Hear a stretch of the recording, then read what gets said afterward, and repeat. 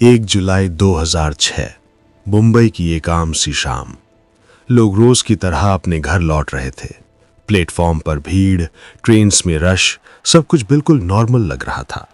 लेकिन किसी को जरा भी अंदाजा नहीं था कि आने वाले कुछ मिनट इस शहर की हिस्ट्री में हमेशा के लिए लिख दिए जाएंगे। मुंबई एक ऐसा शहर जो कभी रुकता नहीं। यहाँ हर इंसान अपनी रेस में भाग रहा होता है और उन सब को जोड़ने का काम करती हैं ये लोकल ट्रेन्स, जिन्हें इस शहर की लाइफलाइन कहा जाता है। हर रोज लाखों लोग इन्हीं ट्रेन्स के सहारे अपनी मंजिल तक पहुंचते हैं। उस दिन भी कुछ अलग नहीं था।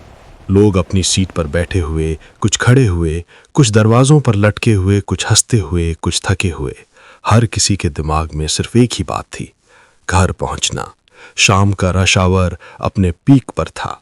हर कोच में जगह तक नहीं थी, लेकिन इसी भीड़ के बीच एक ऐसी चीज मौजूद थी जो सबकी नजरों से बच गई।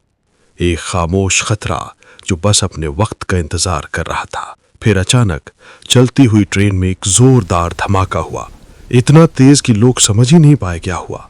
और फिर कुछ ही मिनटों के अंदर अलग अलग जगहों पर एक के बाद एक ब्लास्ट होने लगे।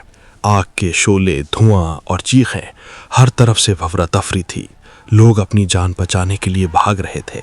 कोई किसी को समझने की कोशिश कर रहा था, लेकिन सब कुछ इतनी जल्दी हुआ कि किसी के पास रिएक्ट करने का वक्त ही नहीं था। कुछ ही पलों में एक आम सी शाम एक दर्दनाक याद में बदल गई।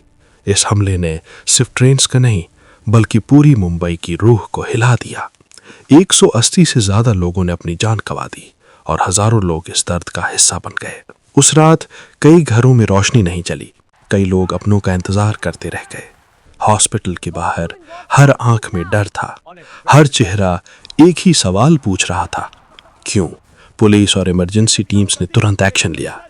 हर जगह पर जांच शुरू हुई, सबूत इकट्ठा किए गए, हर छोटी से छोटी डिटेल को जोड़ा गया और धीरे धीरे इस हमले के पीछे छुपे राज सामने आने लगे। इन्वेस्टिगेशन आगे बढ़ी, कुछ लोगों को गिरफ्तार किया गया, केस कोर्ट तक पहुंचा और फैसले भी सुनाए गए। लेकिन वक्त के साथ कई नए सवाल उठने लगे। कुछ फैसलों ने इस कहानी को और भी उलझा दिया और आज भी इस हमले का सच पूरी तरह से साफ नहीं हो पाया है। मुंबई फिर से खड़ा हो गया, जैसे वो हमेशा होता है। लेकिन 11 जुलाई 2006 सिर्फ एक तारीख नहीं, एक याद है, एक दर्द है जो कभी भूला नहीं जाएगा।